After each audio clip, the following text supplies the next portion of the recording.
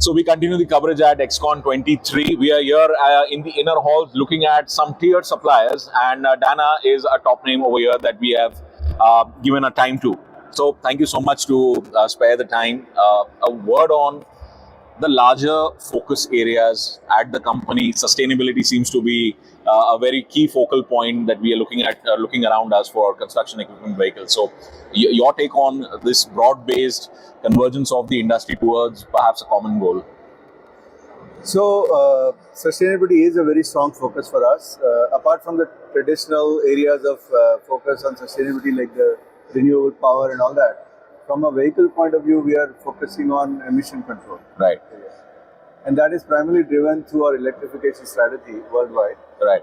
We have invested as Dana over $500 million in the last 3 to 4 years, either through acquisitions or direct investments or organic growth, and established almost 6 manufacturing facilities. Right. Come up with multiple products that are already on the road or are being developed for production launches in the next 2 to 3 years. Right. And these are helping reduce a significant amount of carbon emissions worldwide. In India, for example, we have established a facility in Pune which manufactures the large high voltage motors and controllers, which are now into each and every bus that's running in India. Right. So except for Electra, which currently imports the motors and controllers, right, all the others are using Dana products that are driving those buses in India. Right. So clearly, from a emission control point of view, we have a lot of thermal management products that are also being launched. Right. We are also getting into the hydrogen fuel cell area. We are supplying a lot of bipolar plates right, to some of our customers in millions. Right. We are doing a lot of battery management products that are being launched or being or sold already that will allow better thermal management of batteries and prevent any current run away and all that. Right. So Dana expects that it is going to be in the top 2 to 3 in emission management sustainability activities around the world. Would you call yourself a total solution provider today? We are absolutely a total solution provider because we are designing the entire system grounds up for multiple customers, where they just tell us this is our chassis, right, and you build the entire driveline for us. Sure. Okay? Including the integration of batteries, battery management systems, cooling systems, because batteries require a lot of cooling. Yes. Other thermal products, of course the motor, controller, VCUs. We have a lot of power modules that we make and supply. So one of the key things for Dana is the ability to integrate all these and provide a full system solution to our customers. Right. So we are doing this for many customers. There's many more, especially small players who are not able to afford their own, internal capability. Right. They come to us and say, "Can you do this for us?" And if we are not doing the entire system, then we are in most cases supplying most of the driveline components, whether it's motors, inverters, or also the BMS or any kind of thermal management products. Right. Would you say, if I were to distinguish between your on-road presence and your highway applications, the content per vehicle has jumped up significantly for you? I think they are like the big brother and the small brother. Okay? Right. In the sense, one on-road bus motor and controller is equivalent to, I would say, about 25 to 30 off-highway motor and controller. Right. Simply because it's the size of the motor, right, the voltage. And so you will see that our volume in off-highway is significantly large. Okay. But the revenue may be still much smaller than the high voltage system. Right. So each high voltage system sells for a lot more than. Sure. So clearly, we are focusing on both. We are seeing a huge growth in the off-highway market segments where it's easy to electrify. Right. Things like forklifts, things like boom lifts, even mining equipment to a great extent to prevent emissions again. Right. And personal tractors, personal lawn mowers, club car type vehicles. The club car is a company, but you have those people movers like you have in this exhibition, all of them are run by our motors and gearboxes. Right. Even our axles are on those. Right. Right. So it's very interesting to see that when you go to an airport, the many vehicles have a Dana axle, a Dana motor, Dana controller. Right. Similarly, we sell a lot of those products to our customers across the world in that same category. Right. We are also seeing a lot of traction on small tractors, personal tractors. As you may know, in the US, mainly in the US, most people have their own lawns. Yeah, the compact tractors for less than so 1 those acre. compact tractors for personal use are being electrified because they can be easily plugged in at night and you can run it throughout the day. So those are becoming very popular and literally every company that makes tractors is trying to build those. Okay? Apart from that, all material handling equipment inside the facility is going electric. Right, scissor lifts, etc. And on the high voltage side, buses are a large example. India is a leader actually in many ways. And you see more and more tenders coming out from the government. Also, private sector corporations are keen on going electric. But we are also seeing the last mile mobility. You are just starting to see the birth of that in electrification. In about 3 years' time, you'll see a huge surge of last mile mobility electrical. Well, literally, everybody is working on that. Right. Okay? And we are supplying drivetrains, axles, thermal products on those. Also. Right. So if I were to look at each of these segments individually, the LCVs, the MNHCVs, and then your off-highway, maybe a presence in the tipper side, how are you looking at the traction coming in or the TIV for each of these segments? Maybe on a year-to-date basis for FY24 and on a year-to-date basis, on a revenue basis, I would say the buses is our best segment, simply because we may sell 10,000 buses, but the sales are far exceeding, say, even 200,000 off-highway vehicles. Right. So clearly, our focus will continue to be there on both sides. We are exporting almost 40% of our products globally, both in high voltage and low voltage. Right. So we are, and that's one of our major benefits as a global company, that we can make in India as a global cost center and supply globally at very competitive prices. Right. Right. And at very high quality. We have, our focus is high quality, sustainability and performance. Right. Would government interventions like the PM E-Bus Seva for scheme that is looking at about an outlay of 10,000 buses, then there is a PLI scheme with the criteria for AAT, the Advanced Automotive Technology. How are these interventions having a direct bearing on your business? Oh, a lot. I mean, if you look at PLI, we're already in PLI. Right. We have been approved for the PLI scheme. Although it's been delayed by a year. Actually, yesterday I was hoping to ask Mr. Gadkari, when will they start paying out? Because if they don't, I think it'll start. Sort of negates the whole intent. Right, right. So we have fulfilled all the obligations of the PLI from a revenue perspective, from a capital investment perspective. So it's been a great scheme. Right. Although we have yet to see the fruit. The PME Bus Seva, as well as all other tenders from EESL and others that are coming out, are allowing some of these OEMs, even new OEMs, startup OEMs. You must have heard of Eka Mobility. Yes. You must have heard of JBM, which is doing good in the European market also. So apart from the traditional Electras and the Tatas or Ashok Leyland, we see all these other players are able to suddenly come up. Not at a huge investment, because if you're you can always get the bus chassis made by somebody else and you just integrate it and sell it. Right. So, but more and more, the difficult part of the bus is that the operational models are becoming very challenging. The GCC concept. The GCC concept, and because of that, it is a rush to the bottom. Okay, and that rush to the bottom is not benefiting anybody. Right. I think there has been some correction from 40 rupees to now 60 or 80 rupees. But the government needs to be careful that they don't destroy the companies in the process of growing them, right? You have to let them be sustainable from a growth point of view. And in order to do that, they should not do the same thing that they did to the solar industry. Right. Where they rushed to the bottom, you came down from 20 rupees to 2 rupees per kilowatt, right? So we can't do that to the automotive industry, because automotive industry is a backbone of your economic development, your GDP. 7.5% of our GDP comes from manufacturing and automotive. So clearly, and it creates thousands of jobs, right? So if you are going to destroy this, be careful, because it will affect your economy and your political stability in the end. Right. Now, just coming back to the PLI for a brief period, the automotive industry, the tier suppliers seem to have committed in excess of 16,500 crores. That's the rough estimate that the industry has committed towards this whole drive. With these sort of bottlenecks, do you feel it might have a negative impact with maybe capacity augmentation or investments and localizations being held back if it's not corrected right away? So it's a very sensitive topic. To a great extent, yes, because even Dana has invested a lot of money in India already. Right. And our clear direction is before we invest more, and we want to invest more, Yeah. we need to see the fruits. Right. I mean, promises are not going to carry for long. Right. Right.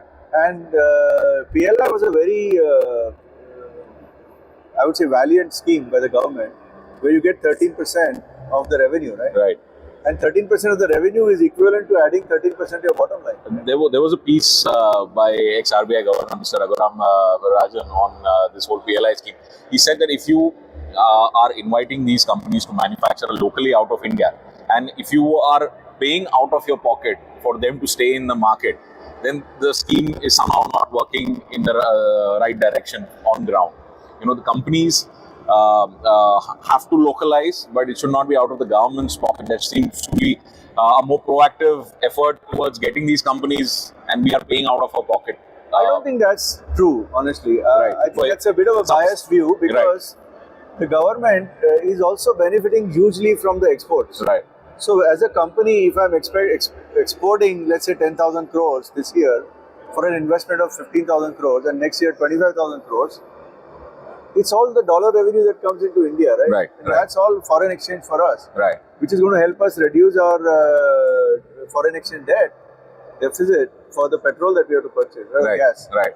So we have to look at the holistic view, not just are we immediately getting a return or not. Right. Secondly, look at the number of jobs. Okay, if you don't have jobs in the country, what's going to happen? You're going to have poverty, rebellions. You want a stable government, you want a stable workforce. Right. How do you do that? By creating jobs. Now, in this process, if you are being neutral, even if neutral about your income for the government, Right. it should be great. Right. You don't want to, look at only how do I make money out of this. Okay, I think the GST revenue, for example, has outgrown itself Yes. Yes. from what the estimates were. That's also a significant plus to the government. Right. Right. So I think I respect Mr. Rajan a lot, but at the same time, we cannot have a singular view and a politically biased view in my mind. It has to be a politically unbiased, holistic view that has to be taken, and not just by one person, but maybe by a team of people. Right. And if the entire team of industry experts, government economists, all agree that this is not the right thing, maybe a corrective action can be taken. Right. But we need justification for what statements are being made. In my mind, that is not accurate. Right. Now, you have a very clear-cut roadmap. You have a strategy. You are backing it up with on-ground execution. Here, you need the help from the rest of your value chain, right down to the tier 2s and the tier 3 suppliers in your value chain. Some of them, or majority of them, are MSMEs. How do they get empowered through PLIs or through the tier 1 side to be able to cope up with the new demands that are being, or new expectations that are being set of them? So one thing you mentioned in your earlier question is AAT, right? Yes. Advanced Automotive. The minimum eligibility. The moment I ask MSME to build something for me that he has never done in his life, that is in the high technology realm, Right. I am bringing him up one level, one notch, right? Right. In terms of what business he can do. Right. Not just for Indian customer, but Yeah. for global customer. I'll take a simple example of cables. Today, high voltage cables are imported, Right. 100%, right? We don't have a single supplier in India. Even simple cables that connect the battery motor to the inverter are imported. Right. We are building MSMEs in India who will make those in India. Right. Now think about it. The moment they start making it and making it to the correct quality, the world opens itself, right? Right. You are suddenly taking them abroad, you're taking them global. And the cost difference is huge Right. from what we buy, and we have to import from Mexico or US. Right. Similarly, in many other, castings, for example, aluminum castings. Until now, steel was the main product, right, used in automotive. Right. But suddenly, with the advent of motors and inverters, we have huge use of aluminum castings. Right. So people are investing heavily into aluminum casting, and they're making all the housings. You can look at these products here. Even in the conventional ice side, the engine castings. Exactly. So suddenly the doors are opening, and your castings and foundries are being fully utilized. Right. Okay? So we are not only helping them to capacitize themselves fully, we are upgrading their capability in technologies. We are bringing up their engineering capability, because most of them are setting up their own engineering centers. Right. So all these advanced technologies are helping build manpower capability, build capital capability, and build revenue capability. Because, Right. What is the stress on the aftermarket and on-site servicing, which is very important on the construction equipment side? How are you catering to those needs? How are you ensuring that you play a significant role in enhancing uptime and lowering the TCO? How are you contributing to this? So when I joined Dana, our aftermarket was being run by a small group in Hosur, and we didn't have a aftermarket group for the entire company. Right. And we had 8 companies.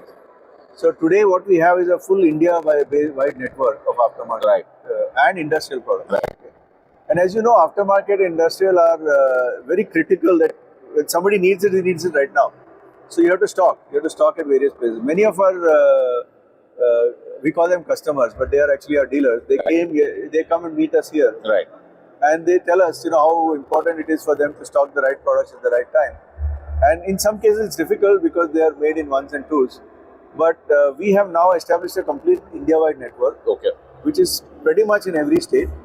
We have regional headquarters, 4 of them, North, East, South, and West, and they work through many dealerships across the country.